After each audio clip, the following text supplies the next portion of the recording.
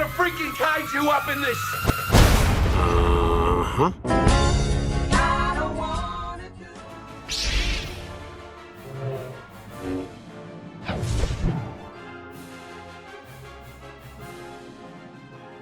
What is up, people of Task Force X? Welcome to a brand new trailer breakdown. Now, this is my shot-by-shot kind of breakdown of the Red Band trailer for the Suicide Squad, of which I've already posted a reaction video to, so go check that out, maybe if you haven't seen it already. But other than that, let's get straight into this video. But first of all, a message from King Shark. And? No, he means like button, not hand. But anyway, moving on now. For those of you who may be thinking this is a proper sequel or something, since we do have Rick Flag, Harley Quinn, Captain Boomerang coming back to reprise their roles from the first Suicide Squad movie, David Ayer's Suicide Squad does still exist, and it did happen in canon, but this is more or less doing a very, very soft reboot while maintaining continuity, hence the title. Instead of Suicide Squad, this is The Suicide Squad, trying to give us another Suicide Squad movie from scratch, if you will, albeit that the events of the previous movie have indeed happened. So the trailer picks up with the Suicide Squad going to rescue Harley Quinn. You gotta be kidding me. You're gonna risk the entire mission for a mental defective dressed as a court jester. It's coming from a guy that wears a toilet seat on his head. We don't leave one of our own behind. Hopefully Harley's still alive. No funny business, Colonel. These are dangerous people. Team 2 is clear to go. Fire on. 3, 2. What are you guys doing? What? We're here to save you. You were gonna save me? It was a really good plan, too. Well, I can go back inside and you can still do it. That's patronizing. I'm so sorry. Harley Quinn. Blood sport. Now, as you can see in this clip, this includes John Cena's Peacemaker, poised up there on the bell tower, of which we can't forget who is getting his own HBO Max series handled by James Gunn himself, so let me know down in the comments below if you're looking forward to that. We also have Joel Kinnaman's Rick Flag, of whom you should all remember from David Ayer's Suicide Squad, and then we have Idris Elba's Bloodsport, who was actually put away for shooting Superman with a kryptonite bullet, so imagine this Bloodsport doing that to our Henry Cavill Superman, because that technically did happen after the events of Justice League, I'll have you know, since this movie is set after that. But Clark obviously is totally fine, but yeah, shooting Superman with a kryptonite bullet does indeed mean serving some time. Also on the bus, we can see Peter Capaldi's Thinker, David Dastmalchian's Polka Dot Man, of whom actually recently appeared in the latest Flash episode. If any of you guys watched the Flash breakdowns on this channel, or if you watched the Flash just in general on the CW, you should recognize him from that latest episode, where he reprised his role as Abracadabra. We can also spot King Shark on the bus, voiced by Sylvester Stallone, but actually motion capped by Steve Agee, of whom we see later on in the trailer. He seems to be kinda Amanda Waller's tech support in her little operation room she has going there, which I'm sure she's gonna call all the shots from for all the characters in the movie. We've seen Steve Agee in his little motion cap get up for King Shark in all kinds of other clips before this trailer came out, but yeah, like, it's pretty cool to think that Sylvester Stallone is the guy going hand.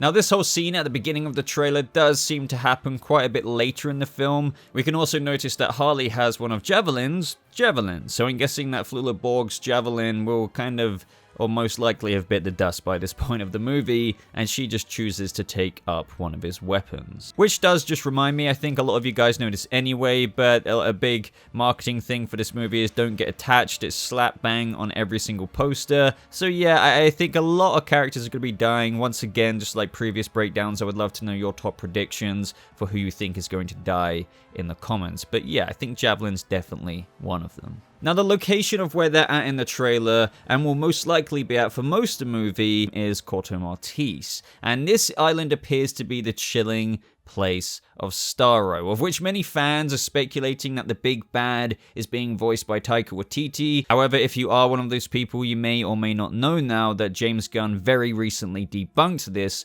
when asked on Twitter by responding no. So I would love to know who you think Taika Waititi is actually voicing down in the comments, as we still apparently have not guessed it. But it also involves a lot of conflict and action with this foreign military, of which I wouldn't be surprised if either under the control of Starro in some way or another, or that the military force on Corto Maltese is trying to contain him there or do something shady in some way or another underneath that tower, or should I say the very, very bottom levels of that tower of where Starro is most likely chilling. That is up until the moment he bursts through the floor and we see everyone just reacting to his behemoth-like structure just bursting through the ground. Now in the trailer as well, we get teasers on the files of Harley Quinn and Mongal, so Mongal being alien, obviously orange hair color, unknown age, and charges include mass homicide, war crimes, crimes against humanity among many other things, with Harley's saying kidnapping, extortion, as well as recently vigilantism, which is kind of, or most likely, a very most recent nod to the Birds of Prey movie, of where Harley was, I guess, doing a little bit of that. We get the other characters featured here and there, such as Michael Rooker's Savant, throwing his tennis ball at these little cross marks, knowing exactly which way it would ping pong right back into his hand.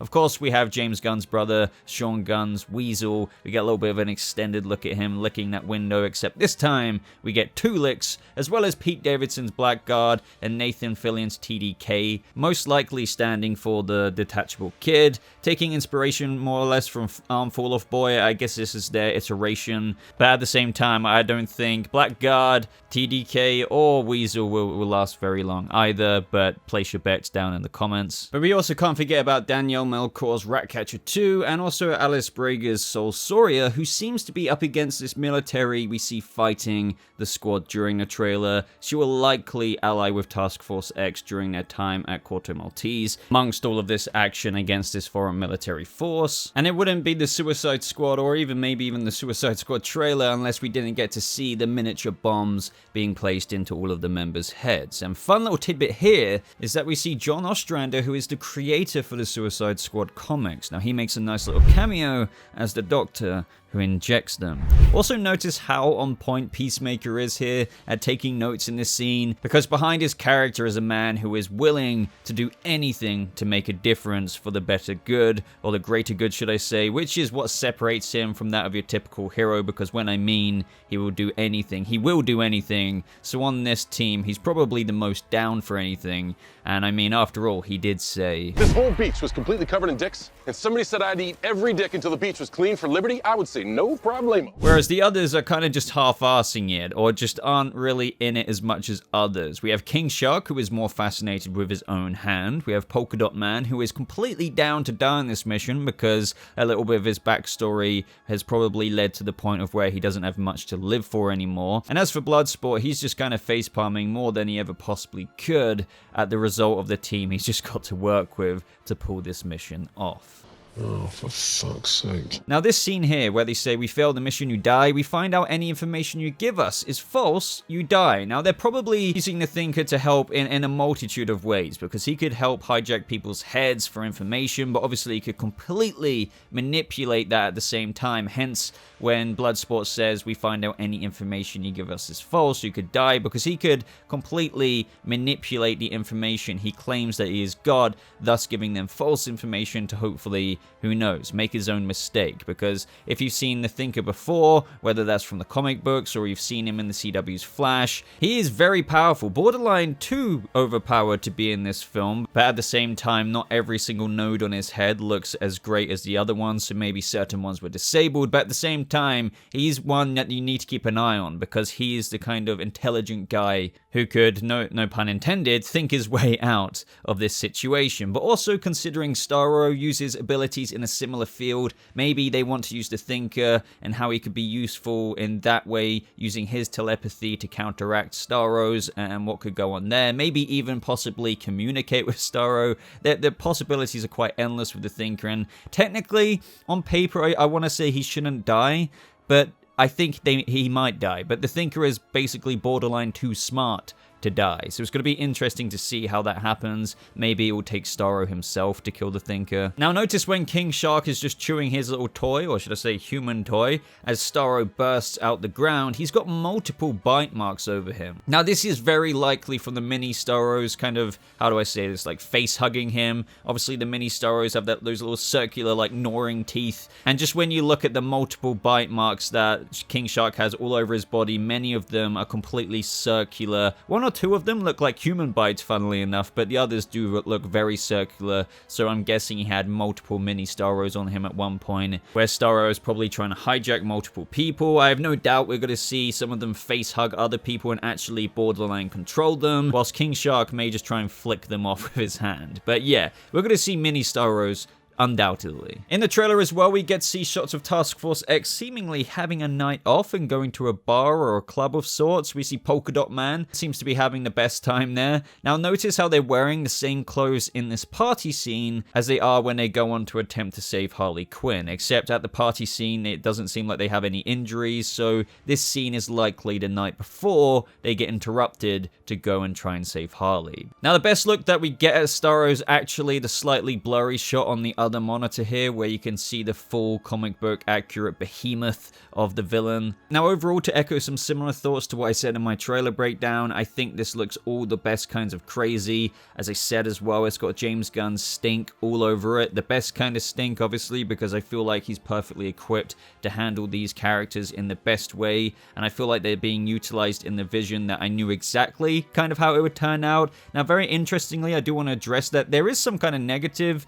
reception around this as well. I'm not sure if those are the type of fans, and this is with all due respect to everyone, you know, maybe people had different visions for this movie. Maybe they didn't want it to be as comical. Maybe they kind of wanted it to be more darker and grittier, to liken that of it to the Suicide Squad first movie. And when I mention that, by the way, obviously not the theatrical cut, more in line to what David Ayer wanted to release himself. But to be honest, I get that and I respect that. But to me, James Gunn's flavor to that of what he's similarly done in comedic ways with characters such as Guardians of the Galaxy, I feel like he really has translated his formula perfectly to the Task Force X characters that we have in this movie. I think it's going to be a great ride. I can see some people's apprehension of maybe this being a comical thing, but that is inherent in its DNA in the best kind of way. That's not a bad thing, and I think it looks really clean overall. It looks like a lot of fun action, and if anything, this flavor really does suit the characters